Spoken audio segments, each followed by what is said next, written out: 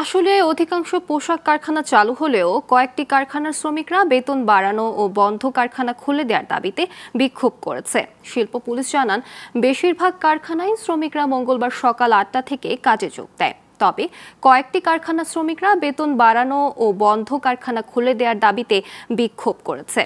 শ্রমিক বিক্ষোভের কারণে অনির্দিষ্টকালের জন্য বন্ধ রয়েছে ৪৬টি শিল্প কারখানা, আর ৯টি কারখানায় দেয়া হয়েছে সাধারণ ছুটি। মালিক ও বিজিএমইএ এর সাথে যোগাযোগ করে সংকট নিরসনে চেষ্টা করছে প্রশাসন। নিরাপত্তা নিশ্চিতে মোতায়েন রয়েছে র্যাব, পুলিশ, বিজিবি সহ সেনাবাহিনীর সদস্যরা। ৪৬টি ফ্যাক্টরি ১৩ অনির্দিষ্টকালের জন্য বন্ধ আছে এবং ৯টি সাধারণ ছুটি ঘোষণা আছে।